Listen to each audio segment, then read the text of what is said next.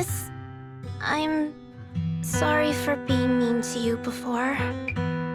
Mom told me you were protecting Dad until the very last moment before you passed out. I shouldn't have said you left him to die. I'm really sorry. Zita was really young when it happened, so she was too little to understand, and I haven't really talked about it. I hope she didn't upset you. No, she was right.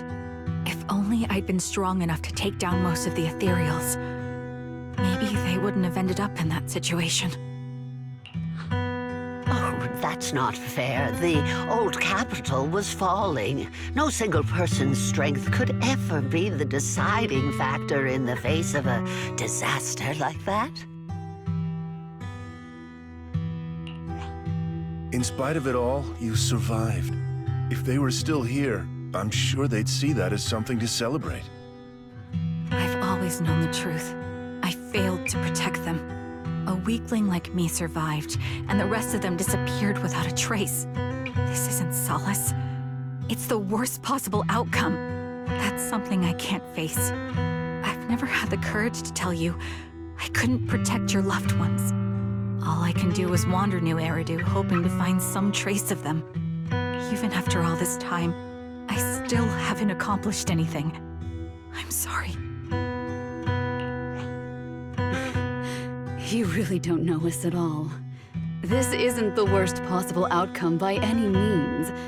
Styx, my husband, and all his comrades who lost their lives, each one of them left behind their own legacy. Just look all around you. Everyone standing before you is a legacy they protected that is carried on to this day. After my husband passed away, Zita and I received survivor benefits. And with all the odd jobs I've been doing, we've managed to get to where we are today. Styx always wanted our daughter to study art, and Zita's interested in it too. Now, that dream has become a reality. She just got accepted into the art school in Janus Quarter. Mom and I have our tough days, but I often think of Dad's cheerful laughter, and that memory gives me the strength to keep pushing through. One day, it'll all pay off, just like it has now. Thank you for always being by my husband's side, even at the very end. Well, I suppose you must have heard about my condition from my son. Ethel, Kakaitis used to tell me about you. He often took leave or skipped work to earn extra money by part-timing, or to care for you when you were sick in bed. Yes, that's true, but I bet he never told you my illness became so bad that I needed major surgery, and he worked his tail off to raise the money. Who would have thought he would pass before me? I used the benefits from his death for the surgery, and that's the only reason I'm here today. In a way, his passing allowed my life to continue. Every time I think about it, I feel like I need to keep my body healthy and live a few more years. The sights I see, I believe he can sense them from somewhere far away. When I was too weak to take care of him, it was you and your comrades who stayed by his side. Thank you for everything that you've done for him. As for me, well, I'm currently working as a fashion designer. A fashion designer? Is that because of Acheron? It is. I'm sure you remember how much she loved beautiful things. She was always into fashion, so I decided to become part of that world. That way, she can always be with me. I admit I had no idea how fun fashion design could be until I actually gave it a shot. I wish I'd figured that out sooner. We would have had so much more to talk about. Anyway, I'm planning to start my own fashion brand next year. She used to say that after retiring from the army, she wanted to pursue fashion design. I really want to carry on her dream. It feels like my life's purpose. You know, she used to talk about you. when she came home for the holidays. How your rivalry pushed her to keep improving. So, thank you. I'm proud of my sister. And I'm proud of you, too. As you can see, all of us have made it to this day, carrying the will of those we loved. So please don't say they left nothing behind. They've always been a part of every pain and joy we've experienced over the years. Please remember, everything and everyone in New Eridu is only here today because you all risked your lives in battle. Thank you. Thank you, everyone. It's been wonderful to hear about how you're all doing and to listen to these words. I'm so glad I decided to come here on Remembrance Day. Speaking of which, I wasn't expecting to see any of you. What brings you here today? I could ask you the same thing, Ethel. Last time I asked, you said you weren't coming. I only came because I suddenly got a DM from Nathan. He said he really wanted me to be here. I'm here because of Nathan's message, too. He was pretty insistent, so I thought he'd be here. But I've been looking around for a while now. I still haven't seen him. So it's the same for all of us. I responded to his message, but he never wrote back. Isn't that strange? Sorry, but who's this Nathan you're talking about? Nathan is Lethe's younger brother. Frankly, out of all of us, he's probably the one who wants to Steve the most. He used to be part of the Defense Force himself, and... The day the old capital fell, his squad was responsible for supporting the forces that had already entered the Hollow, which included all of you. He's told us that story so many times. When they saw how bad things were in that Hollow, some of the reinforcements called off their plans and pulled back. He tried to stop them, but there was nothing he could do. He always blamed himself and wanted to find you to apologize. But the truth is, the reinforcements retreating was inevitable. Shortly after their retreat, headquarters issued the official order. We all lost someone in that disaster. And for a while, we resented the reinforcements for their decision. But over time, we came to understand it, and we eventually let it go. There was no avoiding casualties in that battle. In hindsight, it wasn't wrong for headquarters to prioritize saving their strength. May I ask what the name of Nathan's squad was when he was in the Defense Force? The Impera squad of the Obsidian Division. Is something wrong? Nothing.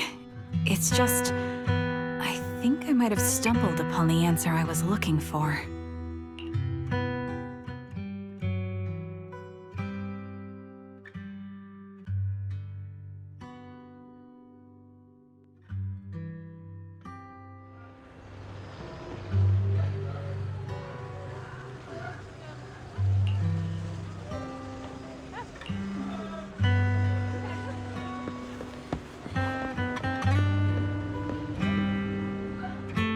Is that Zoe on the podium?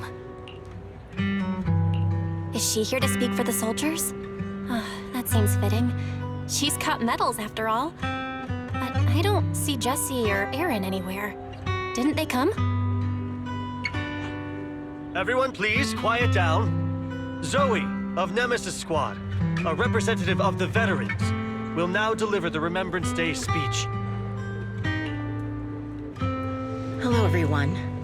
I'm honored to stand here and speak on behalf of all of the soldiers of the Defense Force.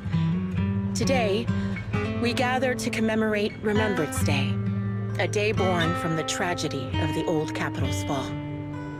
Many of us lost relatives or friends in the disaster, and I am no exception. Every member of my squad perished in that battle, leaving me as the only survivor. Losing the friends you cherish to the Hollow is a pain that never fades.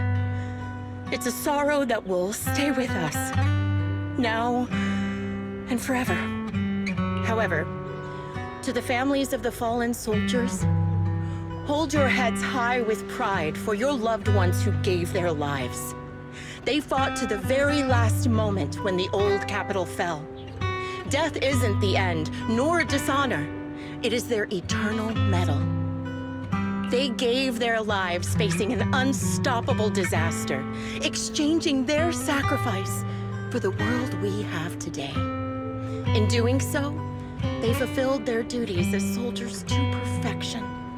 Without the blood they spilled, Eridu would not have endured, and new Eridu would never have risen from the ashes.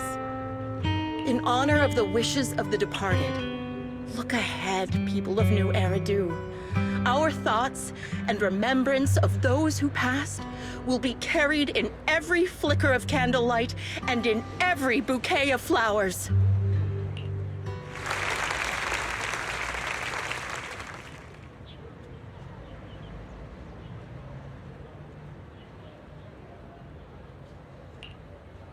My speech was meant to end here, but since you all seem quite engaged, please allow me to share a little more. The reason you all agree with what I've said is because it offers a way to step away from the pain. That's what the living do. They seek ways to ease the weight of others' deaths, so they can find a way to start over. This is the new Eridu of today. A huge disaster consumed the old capital, and the people who survived it keep saying things like, treasure the moment and start fresh to numb themselves, hoping to forget the nightmare. No one talks about the soldiers who gave their lives in Hollow Zero. No one asks why they had to die. The brave gave their lives battling the ethereal onslaught, while the weak survived. This is New Eridu, built by weaklings. Its order founded upon their way of thinking. Your applause makes me realize you all accept this logic. Each of you had loved ones who sacrificed their lives in the fall of the old capital. And now, you're thankful that someone has encouraged you to move on from them. What meaning does the sacrifice of those who died have if you all choose to forget? Have you never thought about why your own loved ones had to die? And why no one is responsible for their deaths? Miss Zoe, there's not much time left for your, Open your eyes! I'm speaking to those who have lost loved ones! If death is the medal for the fallen, then pain is the cross the living must bear. If you fear its weight and run from the suffering, the soldiers will never find peace in their eternal rest. To tear the wound open once again, so you'll never forget the searing pain. That's the real meaning of Remembrance Day. I don't agree. Charon, I didn't expect you to be here for Remembrance Day. How are things going with your search? Seems like you have something to say. Among the people standing here, there's a woman who raised her daughter with the survivor benefits left by her husband. Another who's been able to carry on with her life thanks to the final efforts of her child. And yet another who's found purpose because of the influence of his late sister. The will of the deceased lives on in every person here. The soldiers who died during the fall of the old capital fought for this. The future that their loved ones are making for themselves now. The old me might have agreed with what you said, but someone taught me that pain and hardship can lead to hope. They helped me see that hope could be inherited, not just destroyed when life fades. That's why I believe the departed didn't leave us wounded or with a heavy cross to bear, but with a melody. Each of us holds a harmonica that plays the melody of life. At first, it may sound awkward, but it will eventually flow smoothly, taking on our own style, until it merges with our soul. You seem quite certain about what you're saying. Tell me then, what kind of melody is left behind by those we've lost? I'm not sure. I can't picture the exact melody, but I trust the answer I've chosen. And I trust everything I've seen and heard. A vague and insubstantial answer, isn't it? I was right about you, Charon. From the moment we met, I knew we'd never really understand each other. I'm sorry you feel that way. Everyone, I apologize for taking up your time. My speech ends here. Please feel free to continue with your visit.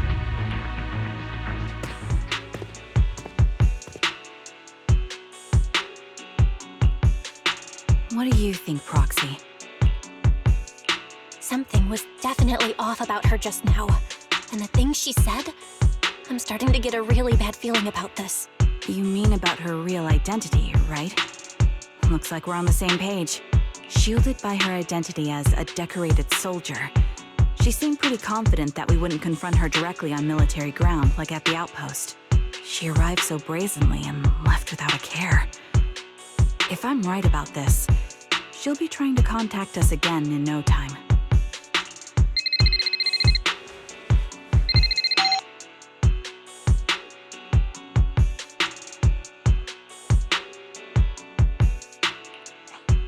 Looks like you're a little busy, so I'll keep it short.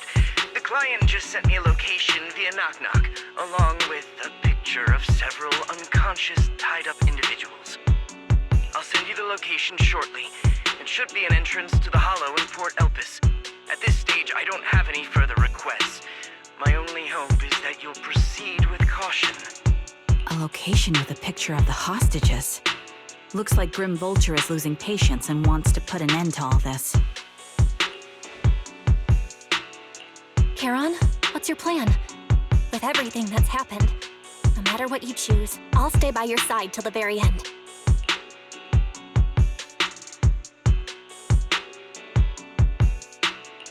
I've made up my mind. Proxy, please accept my official commission. Help me venture into the depths of the Hollow to rescue the client and any other hostages. It's time to put an end to this. It's up to me to stop Grim Vulture. Stop her from crushing everything in front of her with that heavy cross.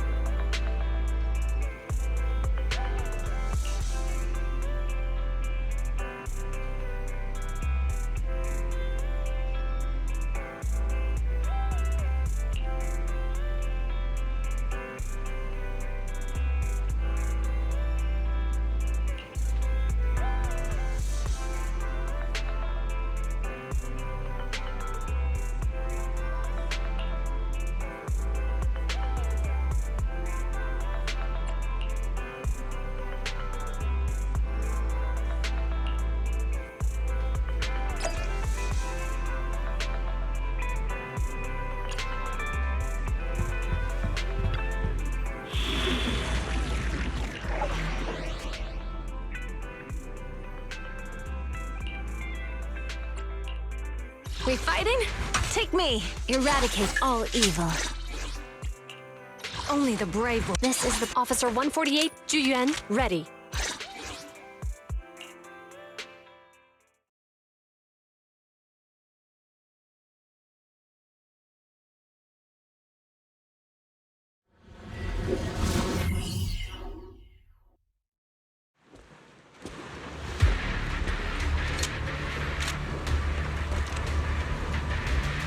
Charon, look!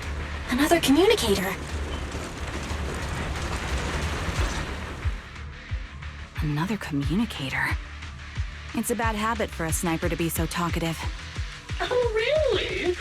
I think it's rather good for my mental health to witness in real time how my target becomes desperate and gives up their struggle. Do you really still need to disguise your voice? I thought you didn't want to hide anymore, Zoe. You're right. Seems there's no need for secrecy anymore. I, Zoe, the sniper known as Grim Vulture of Nemesis Squad, send you my regards. Zoe. No. Grim Vulture. You, like me, were one of the advanced troops deployed to suppress Hollow Zero right after the fall of the old capital, right? Noct, Cartes, and Impera Squad. So far, all the victims have been members of these squads. They were initially supposed to enter the Hollow to reinforce the advanced troops. Nemesis, your squad, lacking reinforcements, lost everyone except you in the fall of the old capital. You blamed their deaths on the absence of reinforcements and sought revenge on them. That's my conclusion. Just like me. The fall of the old capital left you entirely alone. A sniper, the sole survivor, a mere pawn abandoned by the military. Don't you think we're very much alike? The Impera squad member, Nathan, the one you're searching for, he pleaded with me to let him go when I was about to kill him, saying he had to see you no matter what. That's how you caught my attention. I let him live to get all sorts of information on you. I was so curious about you that I even set a trap, disguising myself as a victim to get closer to you. It turned out we share the same story. We even got the same PTSD symptoms. After all these years, we still see images of our teammates before they die. It's impossible to erase them from our minds. It's just, you use ridiculous fantasies to numb yourself, chasing after illusions of your squad mates. While I can't afford to be as naive as you. One night, when I was overwhelmed with the unbearable images of my comrades' deaths, vomiting and crying, I finally realized the meaning behind their appearance before me. They were pleading with me, pleading for vengeance against those who abandoned us, begging me to destroy the repulsive, hypocritical new order of New Eridu. So, I carried on their will. I began kidnapping targets and sniping them in the Hollow, watching as they became corrupted and died in despair. You really think this is what they'd want? What else? Would they want me to be like you, playing at a game of finding my missing squad mates, accepting their deaths when I'm done playing, and then forgiving the very enemy who killed them? What a noble and virtuous gesture! Forgive on behalf of fallen comrades, coexist with New Eridu's order, and live peacefully among cowards. It's precisely because you and I are so similar that this hypocritical and cruel attitude makes it even harder for me to forgive you. After our first conversation, I was certain I must end your life myself to prove I'm right. That's exactly what I wanted to say to you, too. Because we've suffered the same hardships, I can't accept the path of destruction you've chosen. Jesse, Aaron, Nathan, the client I've been searching for, and any other targets of revenge you've set your sights on. They all feel regret and struggle over the choices they made back then. But you can't see any of that. You didn't target the higher-ups who misjudged the situation, the dangerous ethereals who killed your comrades, or the ones responsible for the fall of the old capital. Instead, you went after the easiest targets. Grim Vulture, as a sniper of the Eridu Defense Force, you have failed in your duty. To preserve the will and hope left by my comrades, I'm going to put an end to your actions right here! That suits me just fine. A sniper should let the gun do the talking. Make it to the deepest part of the Hollow alive, and I'll meet you with nothing but raw malice.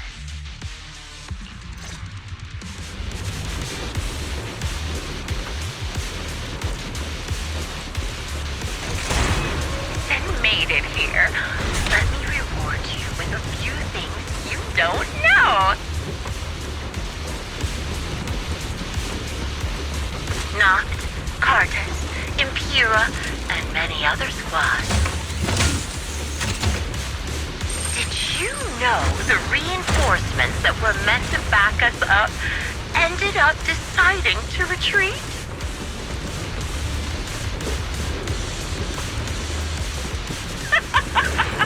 Relying on a show of hands to vote. Isn't that ridiculous? Our lives were discarded in such an absurd way, like a kindergarten election for class monitor.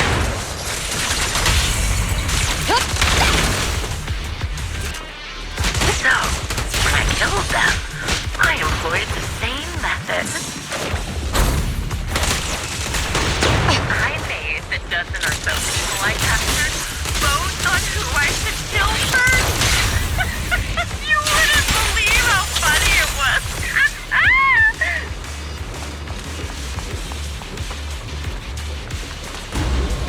Jesse and Aaron, do you have them too? Or are they already?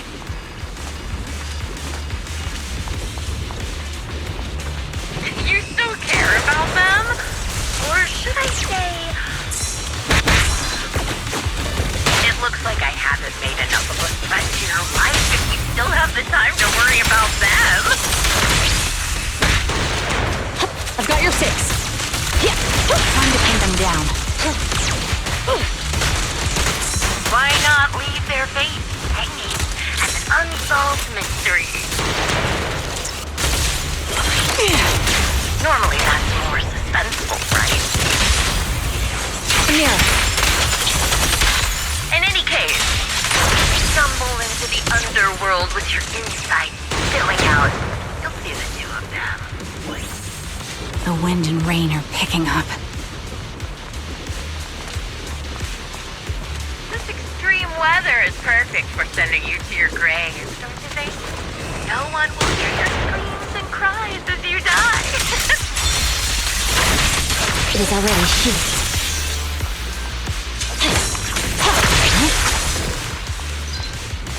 By the time the rain stops, the only thing left will be your cold corpse. You made it to the deepest part of the hollow Wanda. Ah! Such determination deserves praise! Now, it's time for the final showdown every but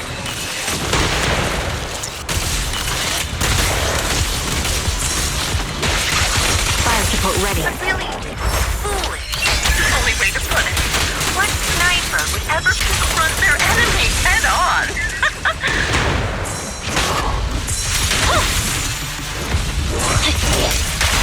I've prepared a little gift for you.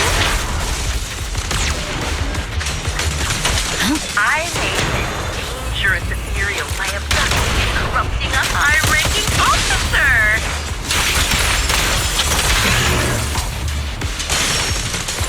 It wasn't easy luring it here. You can play with it for a while.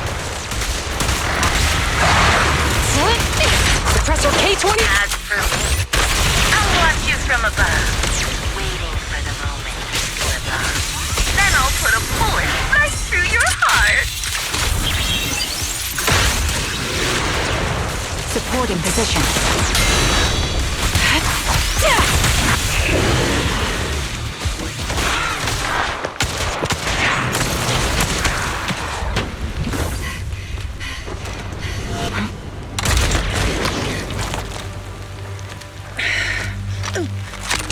The real failure as a sniper is the one who's been forced into a corner, like you!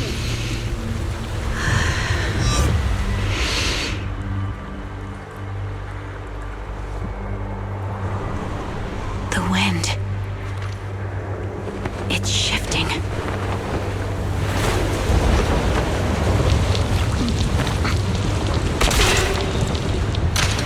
I won't fall for your distractions so easily. What? I will surpass you with my own melody of victory.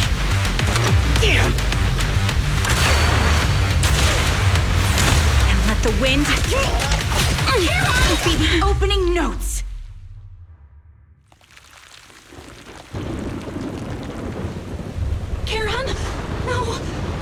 Wake up!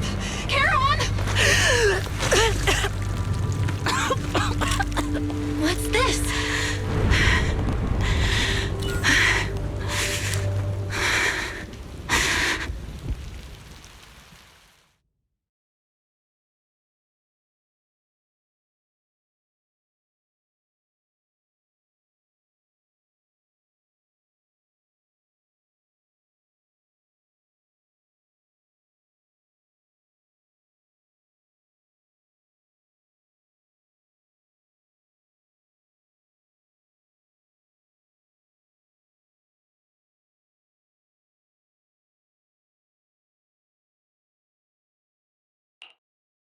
Just you? Where's your friend, the proxy? The proxy went to rescue the hostages. I want to speak with you alone. A sniper should always monitor the changes to their surroundings, factoring the environment into their tactics. Being blinded by the intent to kill and failing to take this into account was your downfall. Didn't expect to be lectured by a youngster. What a disgrace. When my view was blocked, I realized you'd used the visual blind spot to reposition. So I adjusted my aim accordingly. But I still couldn't hit you. Your prediction and accuracy were spot on. I was just saved once again by this. By both this harmonica, and by my former comrades. Are you trying to say that this is destiny? That it's the will of my companions guarding me? I lost to the wave of ethereals, to the military's betrayal. And now I lose to your reckless actions, driven by some ridiculous fantasy. Your fantasy, your attitude, your very existence, and the outcome of this battle.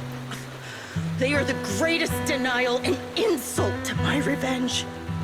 Yet you're emitting a much calmer ether energy now. Almost as if you found relief. My vision is fading. I can't see my comrades on the brink of death anymore. My wounds are fatal. I don't feel any pain. Relief. It's not such a bad thing. Did you intend for me to kill you from the start? Let me answer that question with a story. The first time I saw you was actually during the fall of the old capital. My comrades were all dead, and the reinforcements the higher-ups promised before the mission never came. I can't even remember how long the fight went on. Ultimately, I had no choice but to retreat, failing to bring back my squad mates' bodies. I made my way through one battle line after another. The advanced troops were nearly wiped out. But when I reached a certain front, a small squad of survivors called out to me. Few people can still stand after such severe corruption and injury, but all 5 of them were still fighting. They were protecting a girl who had lost her sight and fallen unconscious while searching for a way out of the hollow. They told me they were beyond saving, and if I planned to retreat, I must take the girl with me. I couldn't turn down the last request of a group of heroic soldiers about to die in battle. Your comrades entrusted your life to me. I was the one who brought you out of the hollow. You already know what happened afterward. It didn't take long for you to leave the Defense Force after you came to. Just like me. I developed PTSD so intense that sometimes I couldn't even hold a normal conversation. But for me, the hardest blow was the death of my squad. To an orphan like me, they were family. If the reinforcements had kept their word and provided support, they wouldn't have died for nothing. Don't you ever have that thought? To say I don't would be a lie. But I think deep down you know. From the moment we stepped into the Hollow, there was no way we were getting saved. Given how quickly the Hollow was spreading, and the ever-increasing number of ethereals, it would take the sacrifice of countless Defense Force troops to suppress it. It wasn't something that could have been accomplished in such a short time. The reinforcements would have only been a drop in the bucket. More sacrifices without results. Canceling the reinforcements, sending the advanced troops to rescue as many civilians as possible to minimize casualties. I think most commanders would have made the same decision. Objective and cold logic. I understand it, of course. But when you see members of the reinforcements living happy lives years later, can you still keep your composure? I couldn't. Even if the chance was minuscule, I wanted my squad mates to survive. But they turned that chance to zero, and still have the nerve to embrace a peaceful future. I can't help but resent them. By the time I realized what I'd done, I had already taken several lives. Nathan. When I tied him up and was about to kill him, he begged me to spare him, saying he had something to give you, no matter what. That was when you re-entered my line of sight. I think I've said this before. We're very similar, yet we have completely opposite beliefs. After meeting you, I became even more certain. In the face of suffering, I chose destruction, while you were destined to choose to protect. You're still entangled in your obsession with your squad mates. If this continues, you'll eventually sink into a void of despair. Your hope is like a bubble, ready to burst at any moment. The version of you I want to kill is the complete one, who can firmly reject my answer. If you haven't found your answer yet, then I'll be the one to push you forward. I kill you, or you end me. Either way works. But after seeing your growth, maybe I'd prefer you to step over my body. That's the final answer. Why? Emptiness and doubt.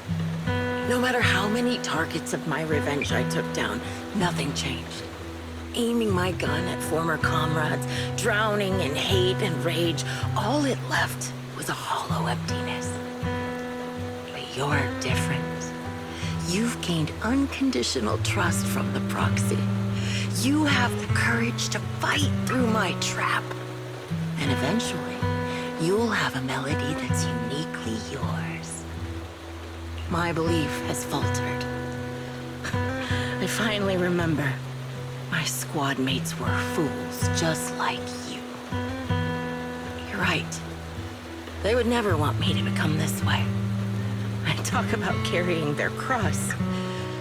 But in truth, I never carried their will. So be it. Take the hostage and go.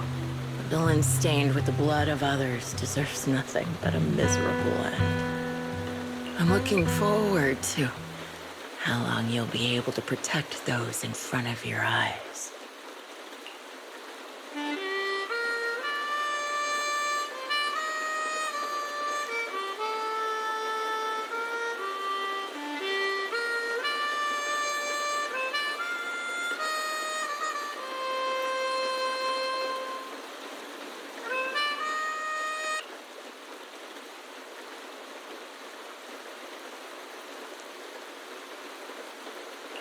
It can still be played after taking a bullet.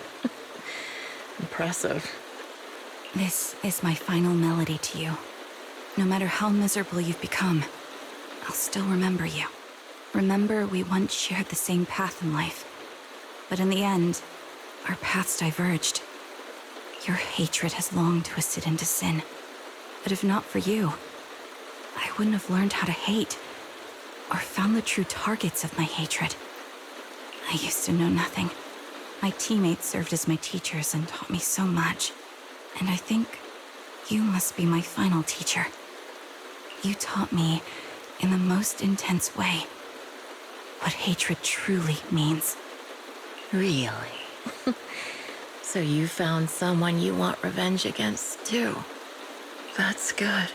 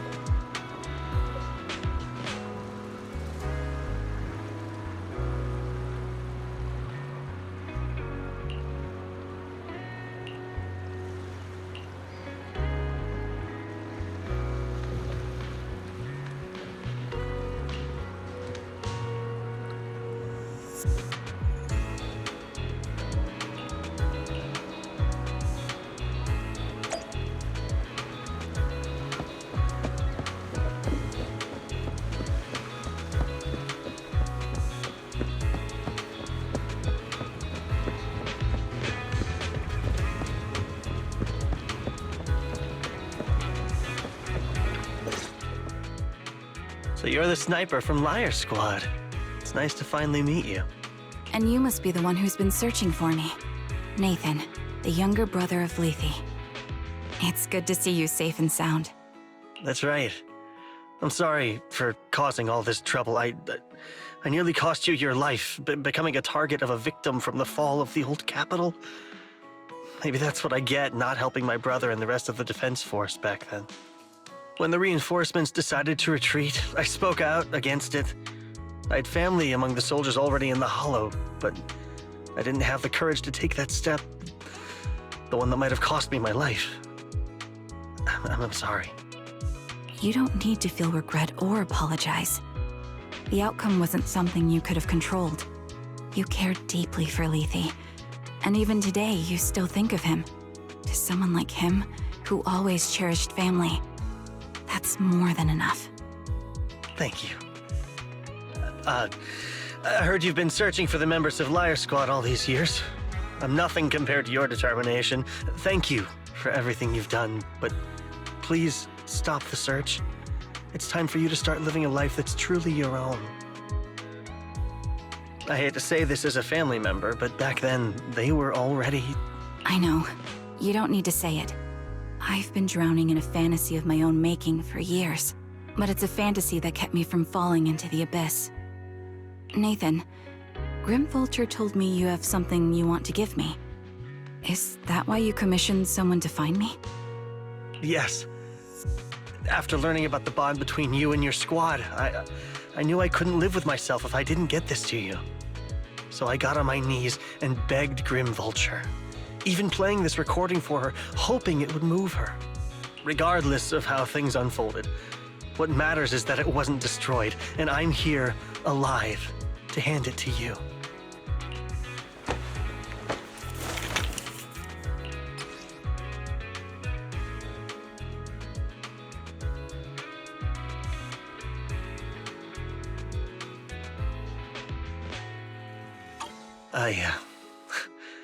I found this while going through my brother's belongings.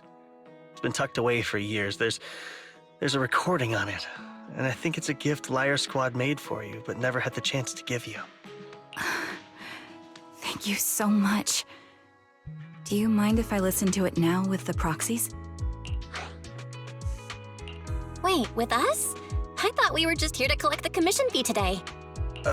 Go ahead. As for the commission fee, I'll pay it to you both shortly, so don't worry about that.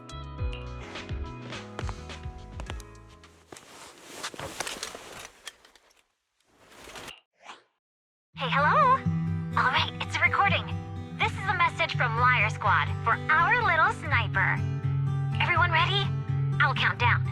3, 2, 1. Congratulations on your 1,000th day with Liar Squad! Hey, you guys are totally out of sync. Captain, can we redo this? The anniversary gift has to be perfect. That's our assault specialist, Acheron. She has a strong sense of aesthetics, prioritizing beauty in both combat and her daily life. She taught me a lot about makeup and fashion. Oh, she won't care if we're a little off. Forget the re-record. Let's just get it done and order the cake. We don't want him to sell out. That's our medic, Kakaitis. He's usually lazy and a bit of a smooth talker, but he's actually very capable and kind. He taught me a lot about unconventional negotiation tactics and ways of handling things. You two stop arguing during the recording. I've already ordered the cake. If you keep rambling, we really will have to re-record this. Cut the chatter already. And that Styx, a reliable artillery specialist. He's the oldest in the squad. He loves sharing photos of his daughter and reminiscing about how he wooed his wife. The way he won her over inspired me a lot. All right, let's all calm down. Wouldn't want to get on the captain's bad side. Captain, would you like to go first? We can edit or re-record whatever we need to. That's our scout and engineer, Lethe. He's a bit self-conscious because of how his younger brother excels, and he's somewhat introverted. But he's actually very capable. He taught me sharp observation skills, calm execution under pressure, and how to make use of the environment. Okay, thank you all for settling down before I completely lost my cool. It's fine. No need to cut anything or re-record. Let's just keep it as it is. Loud and messy, just like our Liar Squad. That's our captain, who took me in and taught me how to play the harmonica. And the real Charon. I'll make sure to explain properly to you later, Proxy. As you've heard, this recording is a little gift from the 5 of us. How time flies. When I brought you into the squad about 2.5 years ago, you were just a shy kid who blushed whenever you talked to someone. Over these 1,000 days, you've really worked hard to keep pace with our fighting rhythm. You've done incredibly well. In the last mission, your successful sniper kill of that high-risk ethereal really helped Acheron a lot. I hate to say it, but yeah, I went too far in last time. Thanks for getting me out of that mess. Just this once, I'll admit, your moves were more elegant in that fight. Not just that fight. Ever since you became a quicker shot and learned to adjust for wind speeds on the fly, we've been taking fewer and fewer hits. Makes my job way easier. So, cheers. You often worry about not doing enough. But in these 2.5 years, you've absorbed everything I know about stealth, reconnaissance, and tactical countermeasures. Trust me, you'll become an incredibly skilled sniper. Having you covering us from the rear makes every fight feel safer. But you still have a lot to learn about socializing and romance. When peace finally comes to Eridu, leave us and live your own life. Where did that come from? She's not leaving us. Even if she retires, she'll move into my house and I'll spoil her with loads of beautiful clothes. We can talk about living alone in 10 or 20 years. Sorry, I got carried away. Anyway, you're talented and hardworking. Over these 1,000 days, you've opened your heart to us and even even encouraged us in return. Having you as a comrade is a blessing for all 5 of us. But I have to say one thing. You're always so sensitive and kind. Every time you see us get hurt, you look like you're about to break. Has our squad motto, having each other's backs, become too much of a burden for you? I get how you feel. When your squad mates trust you with their backs, your first instinct is to protect them, right? But that's not the way it should be. No one can shoulder everything alone. Don't try to carry everything on your own. Choosing to fight on the battlefield is my resolve. Feel it. Share yours with me. And when it's your turn to watch my back, I'll give my all to honor it too. As long as you fight with all your strength, there's no such thing as failing to protect something, because your will and our will is preserved and carried on in other ways. But don't let that weigh on you. Try to trust in us, just like we trust in you, no matter what. I've struggled with that kind of thinking myself, but I eventually made my way through it. All this talk of camaraderie, of keeping each other safe, it's like a harmonica melody scoring our time together. Even when things change, our tune will go on. And that's enough. Exactly. Honestly, I'm sometimes terrified. Afraid that someday you'll blame yourself for failing to protect us and fall apart. That's why I wanted to record this message. Please, don't try to bear everything alone. Maybe you can start relying on us more, fully entrusting your vulnerable side to us. Our will has long been intertwined with yours. We're comrades. This is getting way too sentimental. It doesn't feel like me anymore. Anyway, we just want to see you trusting your comrades enough to share your burdens, even if it isn't us. Finally, we'd like to give you the song that's closest to us. If what we've said is hard to understand, just feel it through the music. Please, enjoy my masterpiece, Homecoming.